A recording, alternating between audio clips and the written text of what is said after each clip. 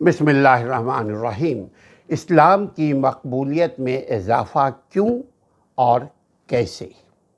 خصوصاً مغربی دنیا میں اسلام کی مقبولیت میں مسلسل اضافہ ہوتا جا رہا ہے۔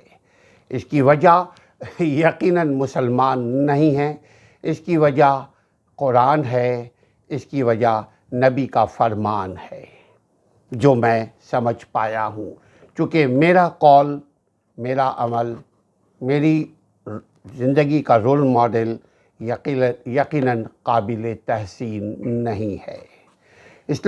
اسلام کی مقبولیت میں مسلسل بفضل تعالیٰ اضافہ ہوتا جا رہا ہے۔ کیوں اور کیسے؟ آئیے اس پر ہم کچھ فضیلت الشیخ ڈاکٹر عبدالباری حفظ اللہ کی کلام، لیکچر، اس کے اقتباسات پر کچھ گفتگو کرتے ہیں۔ اسلام کی مقبولیت میں اضافہ کیوں اور کیسے کے عنوان پر، جس میں فضیلت الشیخ سنہری صورت کو ڈپرائیو کرنے کی، مسخ کرنے کی جو کوشش ہو رہی ہے، اس کو ناکام بنانے کی ضرورت ہے۔ آخر میں تمام تعریفیں اللہ سبحانہ و تعالیٰ کے لیے ہے، جس نے اپنے رسول اللہ صلی اللہ علیہ وسلم کو ہدایت دے کر تمام لوگوں کی جانب رسالت بھیجا۔ میں فرحت بخش نعمتوں پر اسی کی حمد اور ثنا کرتا ہوں، شکر بجا لاتا ہوں۔ میں گواہی دیتا ہوں کہ اللہ کے سوا کوئی معبود برحق نہیں ہے، وہ اکیلا ہے، اس کا کوئی شریک نہیں ہے۔ وہ اپنے مومن بندوں کو قیامت کے دن تک، قیامت برپا ہونے پر تحفظ اور نجات عطا فرمائے گا۔ اور میں یہ بھی گواہی دیتا ہوں کہ ہمارے نبی سیدنا محمد عربی صلی اللہ علیہ وسلم اس کے بندے اور رسول ہیں۔ آپ نے اپنی امت کو کامیابی کے راستے پر گامزن کیا۔ اللہ تعالیٰ آپ پر، آپ کی آل اولاد پر، صحابہ اکرام پر رحمت نازل فرمائے۔ اللہ تعالیٰ نے انہیں تمام برائیوں کے لیے رکاوٹ بننے والی روح عطا فرمائی تھی۔ حمد و صلاح کے بعد میں اپنے آپ کو اور تمام سامعین کو تقوی الہی کی نصیحت کرتا ہوں۔ فرمان باری تعالیٰ ہے، اس کا ترجمہ یہ ہے کہ اے ایمان والو، اللہ تعالیٰ سے کما حق کا ڈرو، جو اس کا حق ہے اس سے ڈرو، اور تمہیں موت آئے تو صرف اسلام کی حالت میں آئے۔ یہ سورہ آل عمران کی آیت نمبر 102 ہے۔ نیک شگونی اسلام کا بنیادی اصول ہے، یعنی حسن ظن رکھیں، اچھے خیالات رکھیں، مثبت سوچ رکھیں، دوسروں کے لیے وہی سوچیں جو ہم اپنے لیے سوچتے ہیں۔ اللہ تعالیٰ نے اپنے نبی ابراہیم علیہ السلام کی زبانی فرمایا، ترجمہ یہ ہے کہ اپنے رب کی رحمت سے نا امید تو صرف گمراہ لوگ ہی ہوتے ہیں۔ اپنے رب کی رحمت سے نا امید تو صرف گمراہ لوگ ہی ہوتے ہیں۔ نیک شگونی سے قوتیں ملتی ہیں، مثبت خیالات سے دل کو تسکین ہوتی ہے، روح کو، جسم کو مضبوطی ملتی ہے۔ نیک شگونی سے قوت انسان کو ملتی ہے، ہمت پروان چڑھتی ہے۔ مستقبل تعمیر کرنے کے لیے نیک شگونی، مستقبل کو بہتر بنانے کے لیے پازیٹیو تھنکنگ ہمارے لیے بہت ضروری ہے۔ زمین پر کچھ حصوں میں مسلمانوں کے لیے اندھوناک حالات، افسوسناک حالات، خراب حالات پیدا ہونے کی وجہ سے نیک شگونی کی ضرورت مزید بڑھ گئی ہے۔ نیک شگونی یعنی حسن ظن، اچھے خیالات، مثبت خیالات رکھنا ضروری ہے، اچھے دنوں کی امید رکھنا ضروری ہے۔ چنانچہ کتنی بار اللہ کے پیارے نبی صلی اللہ علیہ وسلم کے تباول کی وجہ سے زحمت رحمت میں بدل گئی۔ اللہ کے نبی دعا بھی کیا کرتے تھے اور دعا کرنے کی ہمیں درس بھی دیا کرتے تھے۔ چنانچہ اللہ نے ان پر رحمت کیا زحمت کے بجائے، اور عین مایوسی میں ایک امید پیدا ہوئی، ایک آس پیدا ہوئی، امید کی کرن پیدا ہوئی۔ مومن کی زندگی میں سب سے زیادہ خوشی اور نیک شگونی کا سبب یہ ہوتا ہے کہ رب العالمین کا دین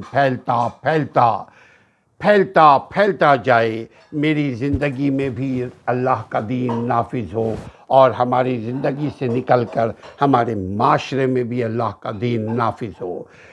اسلام کی ثابت شدہ امتیازی صفت ہے، یہ دین تیزی سے پھیلنا اسلام کا صفت ہے، اسلام کا طرِ امتیاز ہے، یہ اسلام کی ذاتی خوبی ہے، یہ اللہ کا کرم ہے، یہ نبی کا پیغام ہے۔ اس پر پوری تاریخ شاہد ہے کہ چاہے مسلمانوں کی تعداد کتنی ہی کم کیوں نہ ہو، چاہے مومنوں کی تعداد کتنی ہی کم کیوں نہ ہو، چاہے عمل کرنے والے مسلمانوں کی تعداد کتنی ہی کم کیوں نہ ہو، یہ مسلمان جتنے بھی ہوں یا سست ہوں یا دشمنوں کی جانب سے شدید مخالفت ان کے خلاف ہوئی ہو، پھر بھی اسلام کی رفتار میں کمی نہیں آئے گی، اسلام پھیل کر رہے گا۔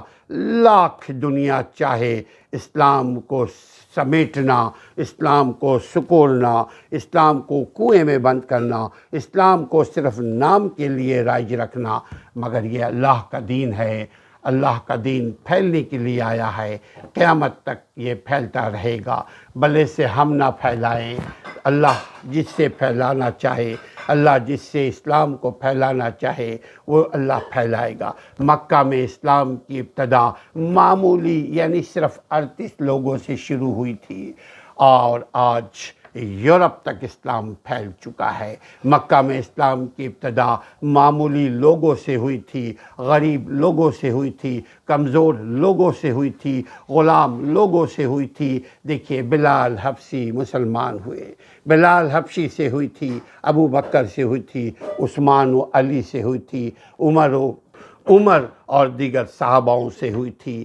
مکہ میں اسلام کی ابتدا ہوئی تھی۔ انہوں نے قید و بند، اذیت کی تمام صورتیں برداشت کی، صحبتیں برداشت کی، لیکن پھر بھی چند سالوں میں یعنی ودن 13 ایئرس، چند سالوں میں اسلام عرب کے پورے جزیرے میں پھیل گیا۔ عرب سے نکلا یورپ تک پہنچا، یورپ سے نکلا افریقہ تک پہنچا، یعنی پورے دنیا میں اسلام ہی اسلام رہا۔ جزیرہ عرب میں پھیل گیا اور ایک ایسی نسل سامنے آئی جس نے اسلام کے پیغام کو صحرا و دریا، پہاڑوں اور ریگستانوں ہر جگہ پھیلا دیا۔ اسلام کی گونج، اسلام کی صدا، اسلام کی نقار پھیلتی ہی چلی گئی۔ اسلام میں لوگ فوج در فوج، موج در موج داخل ہوتے گئے، اتنی تیزی کے ساتھ داخل ہونے لگے کہ اس کی مثال تاریخ انسانیت میں نہیں ملتی۔ اتنی تیزی کے ساتھ داخل ہونے لگے کہ اس کی مثال تاریخ میں آج تک آپ نہیں پائیں گے۔